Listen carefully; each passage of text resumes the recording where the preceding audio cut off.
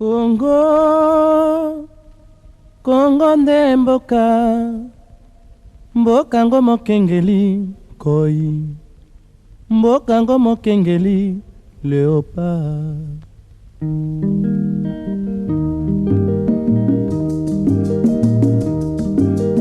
Mikolo tosekelaki na mo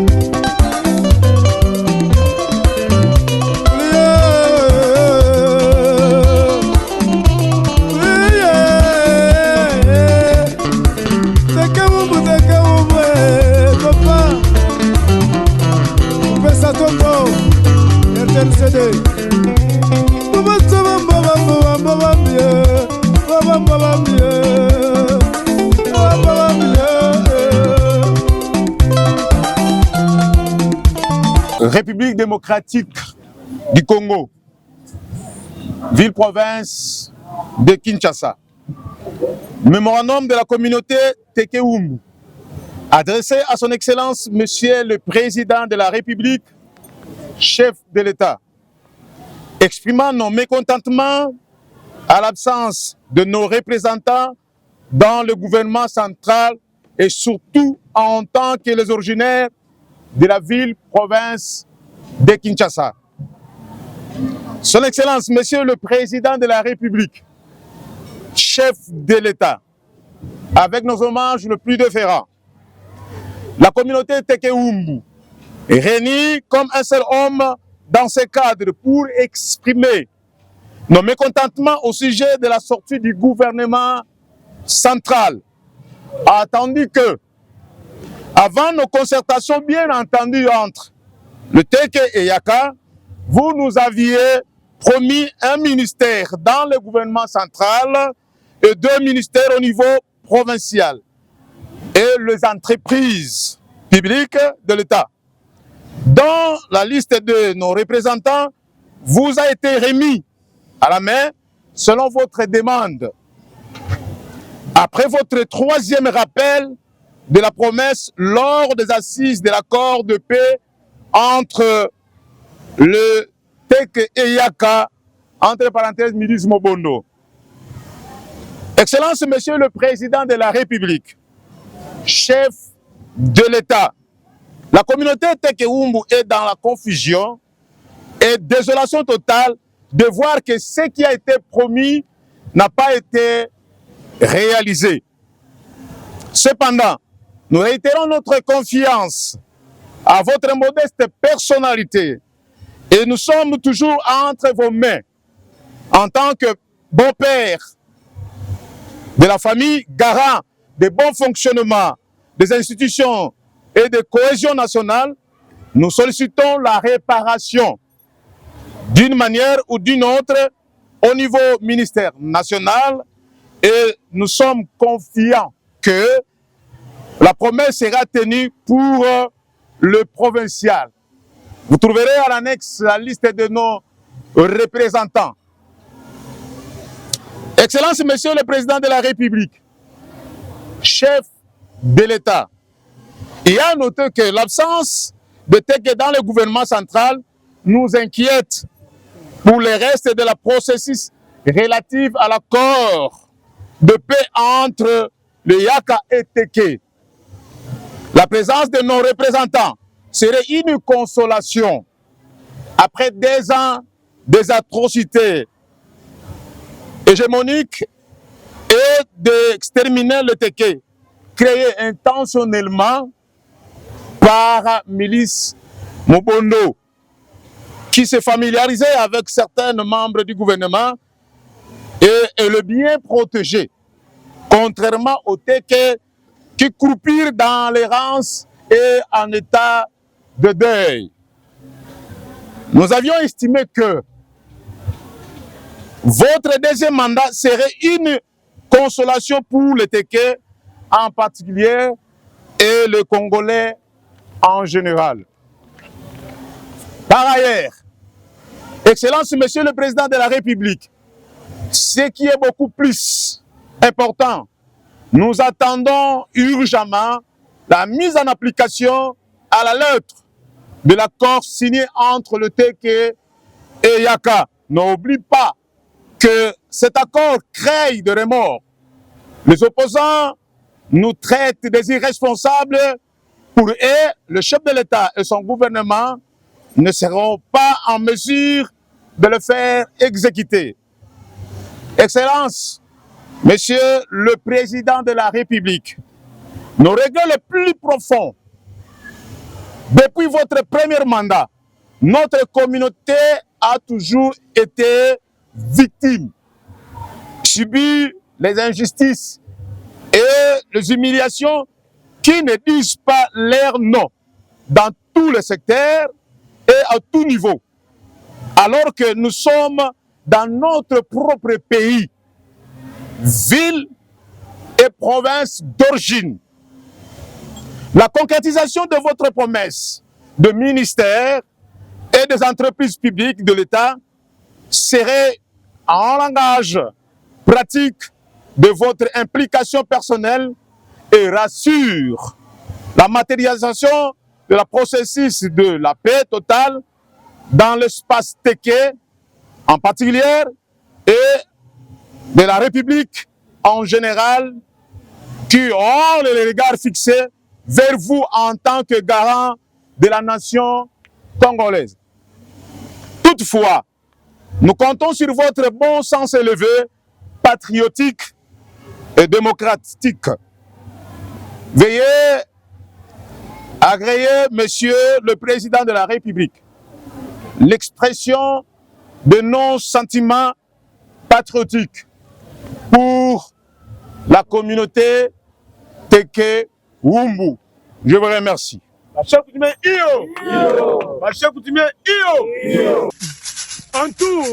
tout cas, Bunda Kilangwe vimbi na nzungu mama Bunda Kilangwe vimbi na nzungu mama Ebango batika likidibo lele batika likidibo lele Fumu Blanchara vimbi na nzungu mama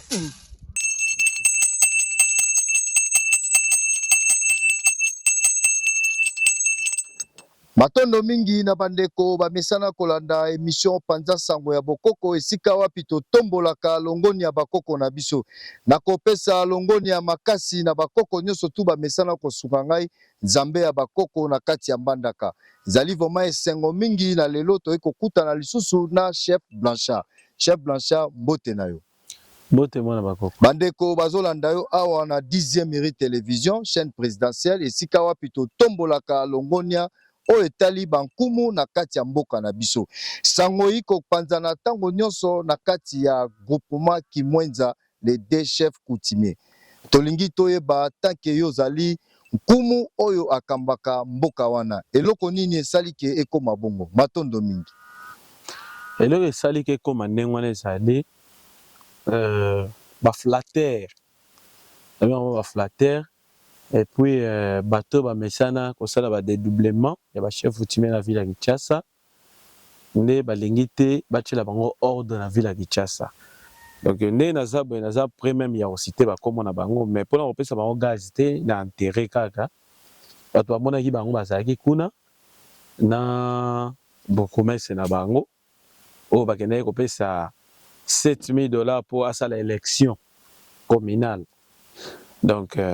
yango nomoni citation comme ndenge wana po makamba famille ya bato nayebi te soki makamba famille na bino bokoko nga na kolata yango na modèle moko soki ya ndenge nayebi te lobaki naye kovisite yo na présenter yo bacondoléance et puis natuni programme matanga eza ndenge nini nde ezalaka ndenge wana mais oyo tozomona yango ekoma ondire motema mabe moko ekoti na kati ya bato donc balingi te nga na progresser na évoluer na mata donc nakoloba bakombo ebele donc nazotia bango kate bango monde bazokomikitisa nga nazomata na nga kaka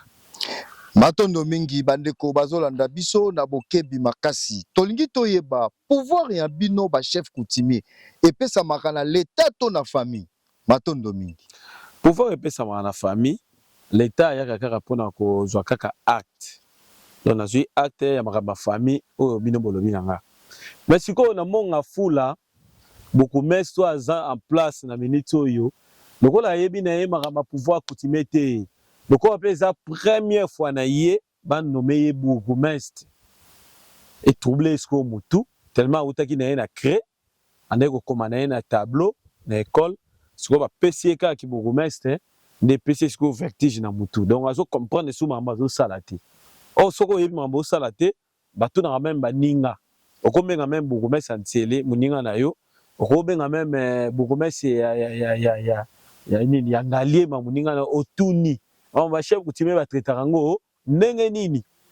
po mutazo bokonzi azwaka bokonzi ndenge nini ozomona donc yele ko biloko na to ayebite yango wana ake osala makambo lengwe esengeli ye fasa bon tokoloba nini hein na bilili tomoni Noko Toma apesi au pouvoir elongo na famille mobimba siko na koto mususu na ndengo betaki sete bokonzi na bino esimba makapa ya mwasi te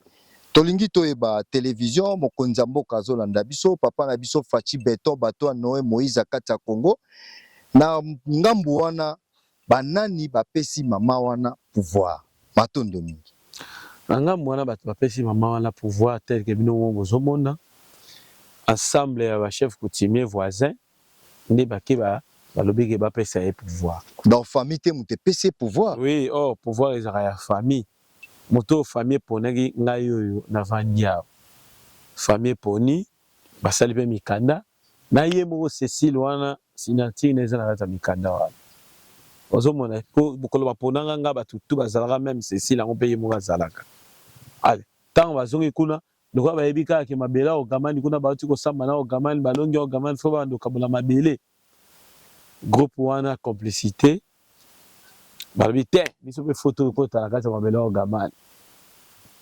nde yango babandi kosala sikoyo bamanigance wana ya koluka kobimisa Cécile ma chef coutumier lokwa ayebi ne kotanga te ayebi kokoma te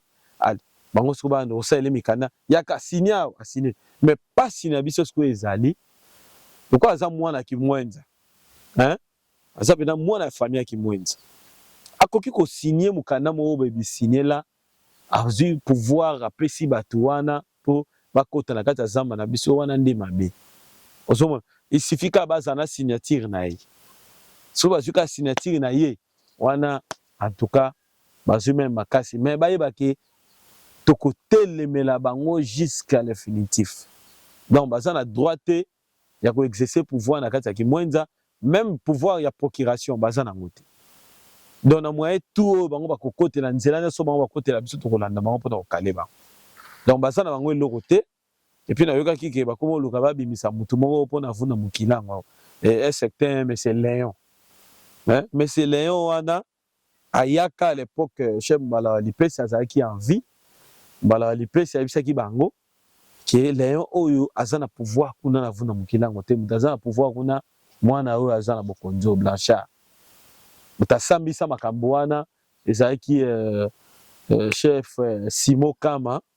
hein ya nini ya Lutenele yindi témoin ya makambo wana vous comprenez donc côté tout bango bazokindi bakokana bango ngate po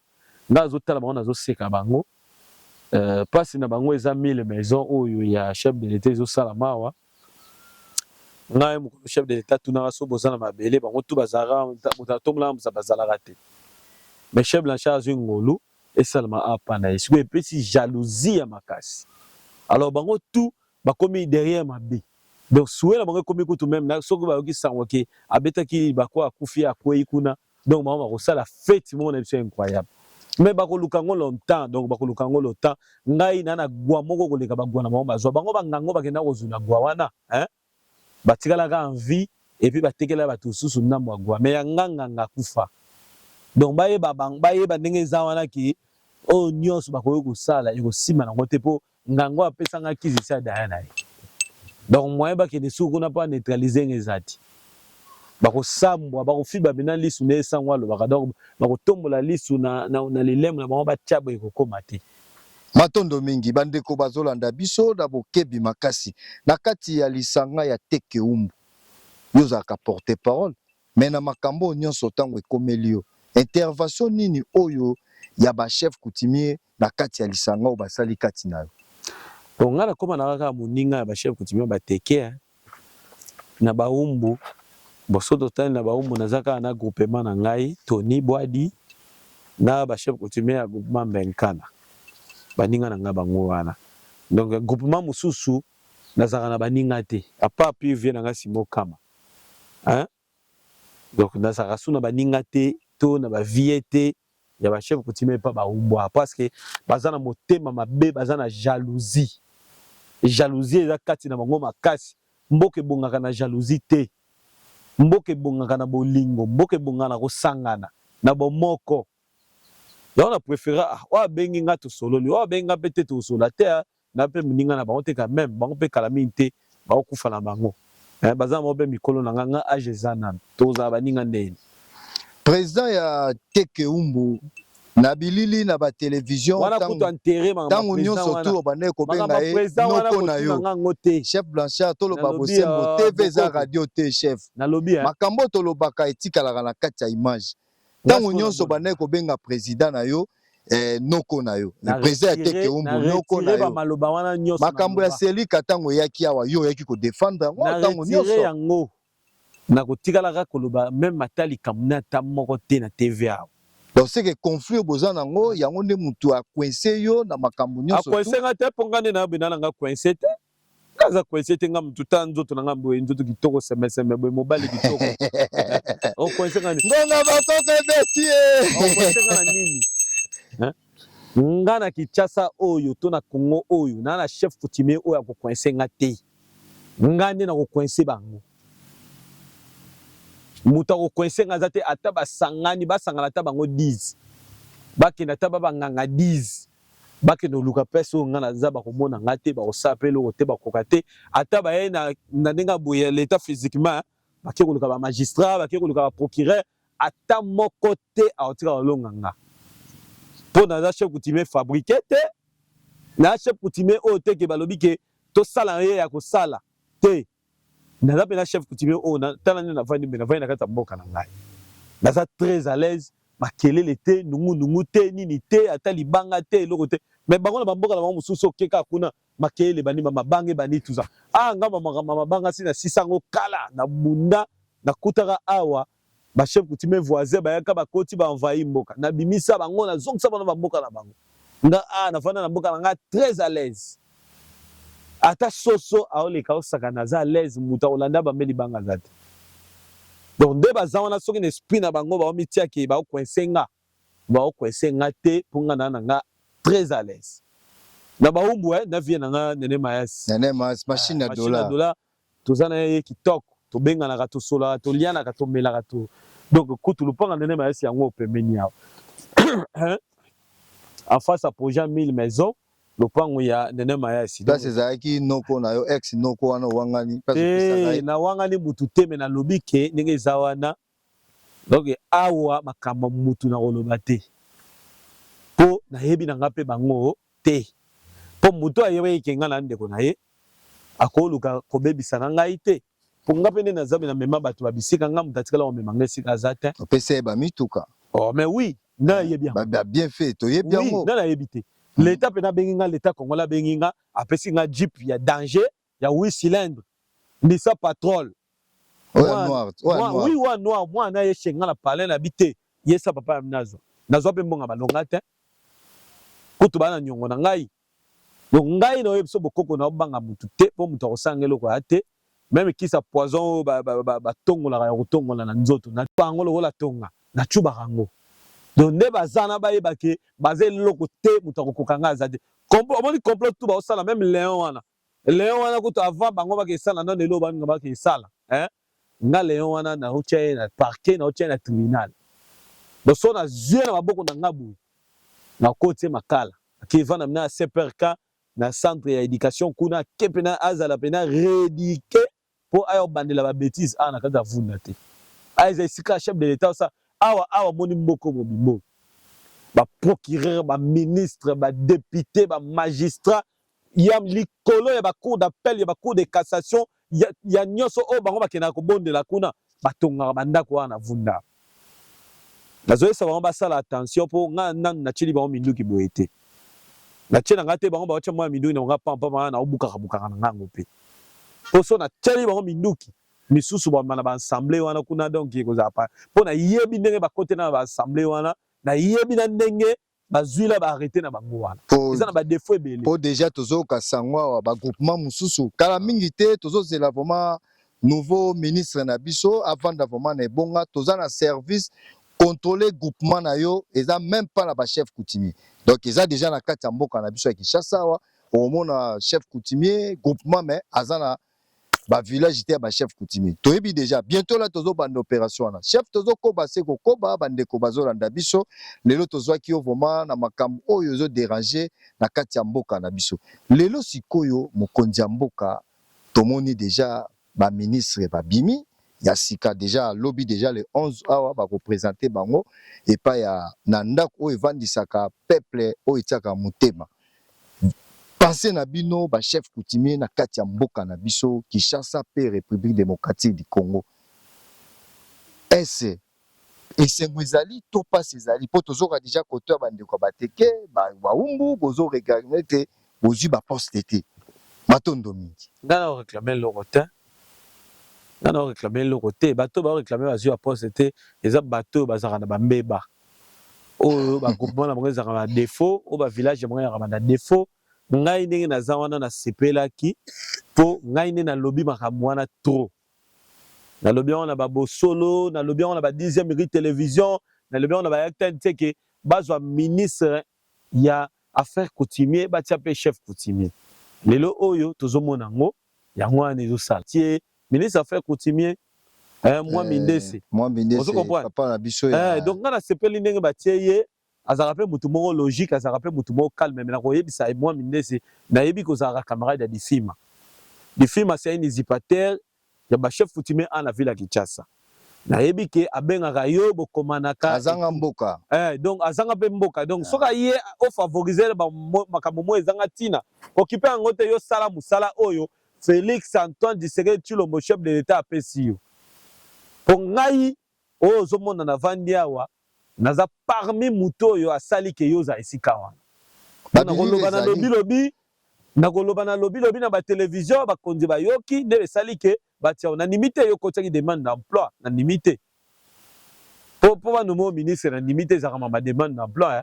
donc okomi wana po biso ba chef coutumier tolobaki yango yo komi esika wana to soki nga pe na lobaki te yo po ngoko mape esika wana te po na mona mokolo moko leki na TVT po loba makambo nga alobaka boye eza na avantage te oza vie sala musala na yo kitoko me tolobi difima a influence na makambo mabe te po nayebi ke bosolaka na bobenganaka c'est ça en fait matondo mingi bandeko bazolanda biso na bokebi makasi lelo awa na kati ya mboka na biso papa na biso Bumba bientôt la awa na kati ya Kinshasa awa ministre bazovanda nayebi te maloba nini okoki kopesa susu na faire coutumier ba continuer kaka kovandisa chef coutumier na bonga wana matondo mingi te calcul eza na ndenge wana kaka calcul eza ka ndenge wana po ba notable bazwi yango basala eloko te bakomisi yango nzungu na bango ya okabulaka biloko po baliaka alors soki chef coutumier akomi place wana ayebi mpasi baninga na ye ndenge mwa mindesi ndenge aza wana ayebi place ba chef coutumier bakutanaka nango et surtout ba dédoublement ba chef coutumier ba conflit ya pouvoir eza mwa trop donc so batie chef coutumier place wana ekosunga akosunga pe ministre national intérieur akosunga pe gouverneur ya ville ya Kinshasa kotalisa ye awa ezalaka na 2 chefs coutumiers bapotanaka awa ezalaka na 3 chefs coutumiers bapotanaka nde eloko wana yango baolinga balatisa ngo nga te ngai naza chef coutumier oyo nazalaka na village na nga moko nazalaka na mutu te oyo ayakaki yo te ngai deuxième chef avunda mokilango akota na entrain nini po vunda mokilango ya sécurité mo eza na ndenge abosakana te mais kimwenza bokomi mibale kimwenza kuna wana eza baventurier wana na bamiyibi ekira bamiyibi wana basangani po bayokota na kati ya zamba ogamani ngam nasambi yango te zamba ogamani mese Joël nde asambi yango aza na famille mabela ye aza pe na famille ya kimwenza mwana pe ya kimwenza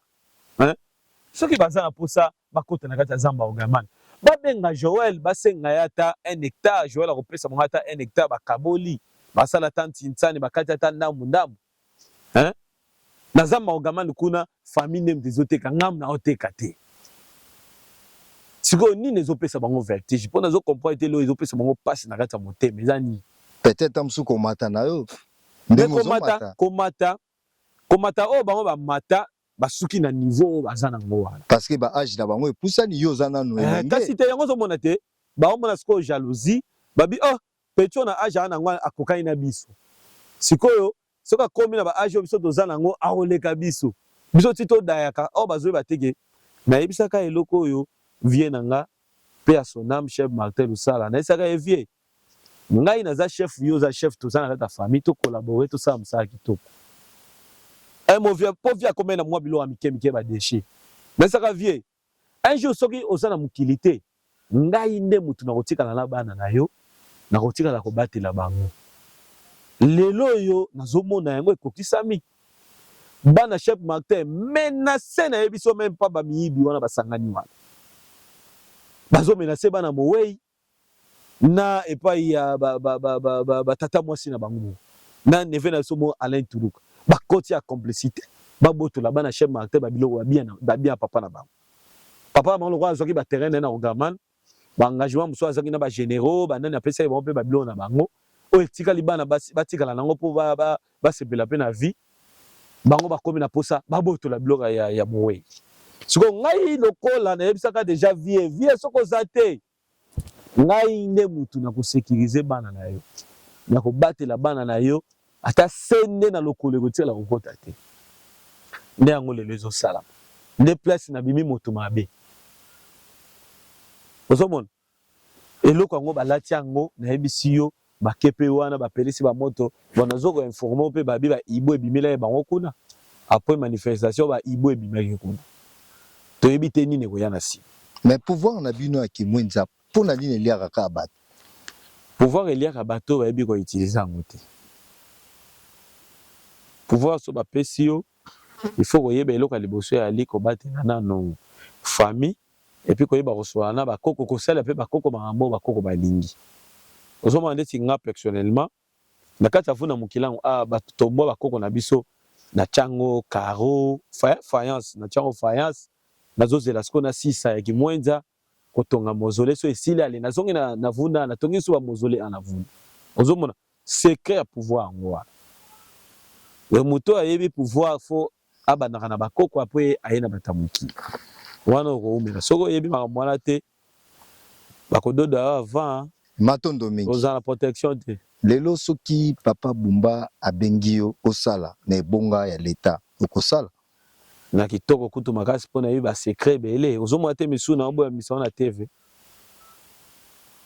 matondo mingi toloba mingi te mpo bajalo bayoki kota fiti kuna nayebi ke bandeko TV eza radio te biso tolobaka bosembo tanke nazali mwana bakoko tolukaka koyeba vérité donc vérité etikalaka vérité chef tokomi na suka na intervention toyaki kozwa lelo na oyo dérangeaki bandeko ntango nyonso pesa biso projet ya 1000 maisons évolution nango eza ndenge nini bon na banda nanu na kote bandeko edérange bango mpo nazonga na 1000 maisons kote bandeko edérange bango bandeko nyonso balingaka nga ngai leki na bino mwana na bino ndeko na bino ngai yeyo naza na nga très à l'aise bato bazomenase nga wana bango nde baa na baproblème na bandangu na bango baza mpe na baproblème na bavie na bango donc ngai nde bomoni nga awa atukana na kimia ka grippe moto esala ye nga me grippe eza nango ya nzambe donc nga pena na nga pepele naza à l'aise ndenge boyebeli nga ndenge mpe kaka naza donc eloko mpe mabe okomela nga mpe eza te mpo nzambe alola ana ngai elongo azobatela nga mpe bango lokwa bayebi na bango nzambe te bayebi bamagie donc yango wana omoni bamagie wana ezoboma bango bakokende mpe bakokende bakotika ngai soki abeti flèche wana ekokutanaka na nzambe etuti nzambe ezongeli ye moko donc bakende na bango banganga te mpo na match eyalaka soki bino boke nganga oyo koto bakepa nzambe ntango bino boya na kisi na bino oyekisi epoli ndenge baza na donc kisi na bango nyonso to bakokende osala ekopola kaka mpo nga mpena na mwana David Oyedepo naza na kisi ya basango chef na basango oui naza na kisi ya basango naza na kisi ya chapelle de vainqueur naza na kisi ya pasteur Baout kasongo tokufa wana donc nga mpena donc bato na nga mpena bango wana oyo basimba nga bango ye wana Donc ba mekala bango ngai te po ba kodaye na bango ba kokufa na bango est-ce que basango bapesa bato kisi selon ndenge loba matango nyonso ya pasi te ba yebisa bango en tout cas batika komena senga surtout ba malanda batika komena senga surtout malanda atika komena senga po ngai nakotaka na nga na ba vie ya bato te ngai pe nacholaka na nga bato te po naza na nga kaka nde naza boye naza na eloko te oyo nzambe azopianga yango nazovivre na mwasi na nga na bana na ngai donc batika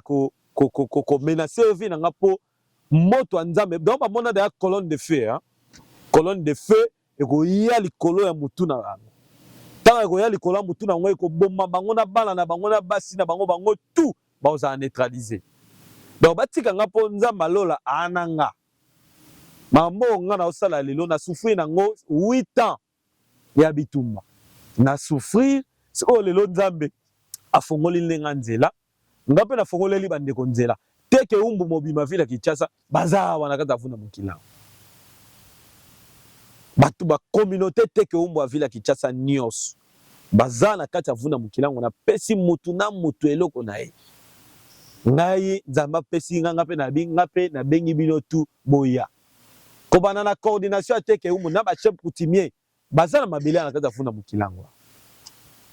donc batika komenase nga mpo nga motema malamu na nga mpe ezosauve nga nzambe mpe azobatela nga ozo comprendre mais eloko na koyebisa bandeko bacongolais to soutenir chef de l'état projet 1000 maison yango wana bozomona projet 1000 maison ezokende nango kitoko chaque jour mosala ezosalama basalaka même ti dimanche badimanche mosusu baza fatigué basalaka te mais mosala de lundi jusqu'au samedi mosala esalamaka projet ebandi deja kotia batole bazobeta deja batole bandako ezokende nango kitoko mosala ezokende nango kitoko freinage ya te mpo mondele bafreinaka ye te donc ata ndoki ya Congo ya otie freinage mpa mondele moyen esimba eza te mpo ye aza loposo moko na bino te. Merci vraiment chef bandeko balandi yo na bokebi makasi bamoni déjà projet ya kitoko bandeko baza na besoin ya koya kozwa esika ya kovanda awa na kati ya mboka na yo message ino koki kopesa kati na bango baya mabele eza nango baya baoya baprojet baya bao mpe baza na posa basala mwa bandako baya toyamba bango biro ya coordination na kati ya vuna mokilango ezali biro ya coordination na Kimwenza na arrêt dernier poteau donc cité verte arrêt dernier poteau bureau na biso musu peza côté kuna toza na deux bureaux soko ye pona ozwa mabele awa soko moni elongi na ngai te kozwa te loba kokutana na moto ngasi na pesa atekeli yo wana malamu mais soko za poso zwaka pa na nga fo mona ga elongi na ngamoko ndozwi. Merci vraiment bandeko balandi biso na bokebi liloba kokabwana na yo na mokolo ya lelo tanke ozali nkumu na o nyonso tu euti kobima awa liloba nini ya kopesa na bandi ona no benga ndeko na obenga ndeko kokoma na nga chef de groupement na Kimwenza na yebite soki ezoswa bino na nini kokoma na nga groupement ezoswa bino na nini groupement Kimwenza Matadi Mayo ezala patriarcat ezala matriarcat ezo dépendre na bakolo groupement et non na bino ba chef coutumier to ba chef de groupement o bozo ko tia songi o bozo tia pilipili na mungwa o bozo tia biloko ezanga tina na kati ya makamba famille ya bato est-ce que boyebi te que pouvoir coutumier ezé loko mo très mystérieux soko bino ba pouvoir na bino bozalaka na ba double ba 30 femmes 40 femmes 50 femmes na bandako biso Kimwenza makambo ya biloko wana esimbaka te pouvoir Kimwenza eza makasi mingi eliaka ebomaka pouvoir Kimwenza mwasi mpe asimbaka te mpo ebomaka uta bakoko koma na 1900 soki 0 ti na 2024 toza mwana mwasi kaka moko oyo bino boke koinfluence asima bokondi ye mwana mwasi oyo bopesi bokondi mama na ye azalaka envie asimbaka yango te muta Kimwenza mwana mwasi oyo bopesi bokondi koko na ye mwasi azalaka envie asima bokondi asimbaka te kaka ye nde mutu boke kosinise marquin asima sort na ye nyonso ekokomela ye ekozala na mitu na bino ngai ndeko na ye nde nazokoloba lokola bino boke kobebisa ye mutu boke kosimbisa ye bisimbasima likambo nyonso ekokomela ye tokolanda bino na bafamille na bino na bandako na bino tokotia bino na ba justice mpona makambo bino bosali yo bino boya na droit otia biso na justice te mpo makambo wana eza ya famille na bino te et puis botika ekokosa ye akende kofundaka bato na ba justice mpo ser na biso wana biso nde tokoli na ye toyebi ye ayebi na ye koloba te asamba na ye ni na parquet ni na la police asamba te ndenge mpe toyebele na niveau intellectuel en tout cas zéro na fingi ete alimbisa ngai donc kolo mutu azolobela mutu na ye kolo mutu ayebi mutu na ye kolo mutu ayebi mutu mo confusion ezala te kolo mutu ayebi mutu na ye soki ayoki makambo nazoloba aboya na ye kokende na baparquet kokende na batribunal mpo yaya kuna soki osali malamu te bakangaka bato epuis makambo osambi awa bakoma yango na papier soki lobi oye obandeli lisusu makambo ya ndenge mosusu bakotuna bango oyo nani alobaka yango moya owanga nango eza te mpo bakomaki yango ya mari ezala mayele mpo prison makala ezalaka mpasi mingi ezalaka mpasi tuna bato bakota yango tuna meme immeuble leki na yo akota kuna ayebi mpasi ya prison tuna mayasi tuna nani zola akota na prison ayebi mpasi ya prison ndenge ezalaka na tangela oyo bato na famille oyo bakota prison bayebi mpasi nango ndenge ezalaka soki osali keba te ndenge bazokotindaka yo kaka ndenge wana oyo ekokomela yo biso tokozala te bakokima yo po prison ezanga makambo ya bakataka nde mobeko babi 10 ans 12 ans 3 ans 4 ans oyo ekokomela yo na oyo bakokatela yo wana po ngai nde naza boye nalonama na ngai nde ozomona ngai wana nazalaka na ngai bien na bato naza mpe na relation ya bien na bato partout yo okende ofunda nga moto aosambisa ngai na ngai nayebani na ye napesa ye mpe lopango atonga donc atoki efunda nga mpa na ye akosambisa na ye ngai na yo me akobalukela yo wana ngai nayebisi yo verité epuis bato baotinda wana bayebiki ye ngai mpo na mema bango mpe babisika oyo ngai na mema bango bayebiki ye ngai mpo ngai mo mpe nde naza mpe na kapasité okanga mutu donc bayebiki ye ngai naza agent mpe ya leta me naza mpe chef coutumier ntango nayo kolobaka boye ozoyoka na matoi no malamu mingi tika na yo kombo na ngai tika na yo kombo na ngai kende na bato omesana koloba kombo na bango wana na ndenge mosusu na bato ofundaka wana kende ofunda me ngai soki okeka na kanal na nga tokokende na yo bien ngai nakokende na bino bien. Merci vraiment bandeko balandi biso na bokebi makasi chef mpona lelo namoni tozosuka awa soki lelo fox moko boye esengi ke réparation ezonga na kati ya famille take yo groupement take yo chef na kati ya famille oui toboya pourquoi. Merci vraiment émission esili mpona mokolo lelo bapesaka mbwa kombo na kimokolo te tokutani mbala nsima matondo mingi. République démocratique du Congo, ville-province de Kinshasa. Mémorandum de la communauté Tekeumbu, adressé à son Excellence Monsieur le Président de la République, chef de l'État, exprimant nos mécontentements à l'absence de nos représentants dans le gouvernement central et surtout en tant que les originaires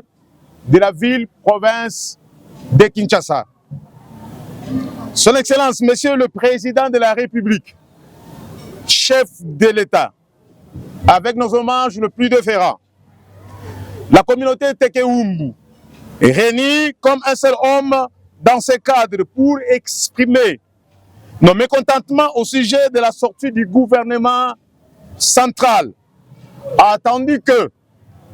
avant nos concertations bien entendues entre le Teke et Yaka, vous nous aviez promis un ministère dans le gouvernement central et 2 ministères au niveau provincial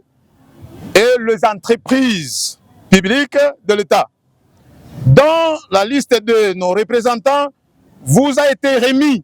à la main selon votre demande. Après votre 3e rappel de la promesse lors des assises de l'accord de paix entre le Teke et Yaka, entre parenthèses, Milice Mobondo. Excellence, Monsieur le Président de la République, chef de l'État. La communauté Tekewumbu est dans la confusion et désolation totale de voir que ce qui a été promis n'a pas été réalisé. Cependant, nous réitérons notre confiance à votre modeste personnalité et nous sommes toujours entre vos mains en tant que bon père de la famille, garant de bon fonctionnement des institutions et de cohésion nationale. Nous sollicitons la réparation d'une manière ou d'une autre au niveau ministère national et nous sommes confiants que la promesse sera tenue pour le provincial. Vous trouverez à l'annexe la liste de nos représentants. Excellence, Monsieur le Président de la République, chef de l'État, il a noté que l'absence de Teke dans le gouvernement central nous inquiète pour le reste de la processus relatif à l'accord de paix entre le Yaka et Teke. La présence de nos représentants serait une consolation après 2 ans des atrocités hégémoniques et d'exterminer le Teke, créé intentionnellement par milice Mobondo,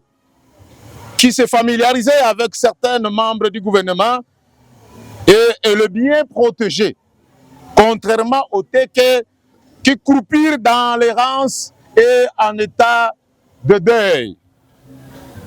Nous avions estimé que votre deuxième mandat serait une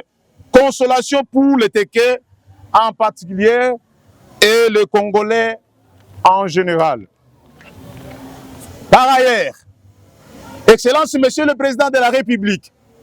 ce qui est beaucoup plus important, nous attendons urgemment la mise en application à la lettre de l'accord signé entre le Teke et Yaka. N'oublie pas que cet accord crée de remords. Les opposants nous traitent des irresponsables. Pour eux, le chef de l'État et son gouvernement ne seront pas en mesure de le faire exécuter. Excellence, Monsieur le Président de la République, nos regrets les plus profonds, depuis votre premier mandat, notre communauté a toujours été victime, subit les injustices et les humiliations qui ne disent pas leur nom dans tous les secteurs et à tout niveau, alors que nous sommes dans notre propre pays, ville et province d'origine. La concrétisation de votre promesse de ministère et des entreprises publiques de l'État serait en langage pratique de votre implication personnelle et rassure la matérialisation de la processus de la paix totale dans l'espace Teke en particulier et de la République en général qui ont les regards fixés vers vous en tant que garant de la nation congolaise. Toutefois, nous comptons sur votre bon sens élevé, patriotique et démocratique. Veuillez agréer, Monsieur le Président de la République, l'expression de nos sentiments patriotiques pour la communauté Teke Wumbu. Je vous remercie. Marché coutumier Iyo. Marché coutumier Iyo.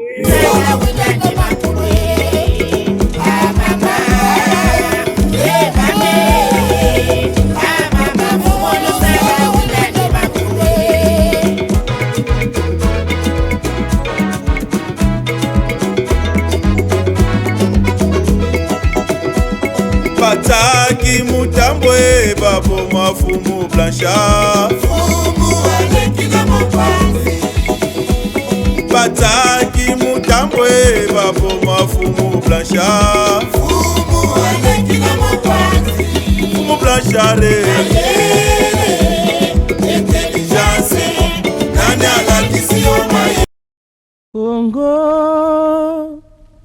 Kongo nde mboka ngo mokengeli koi mboka ngo mokengeli léopard.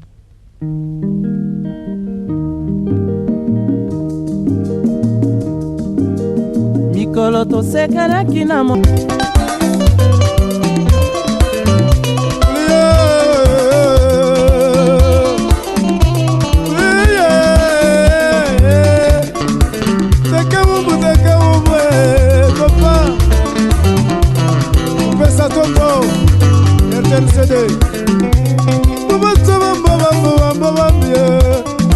Baba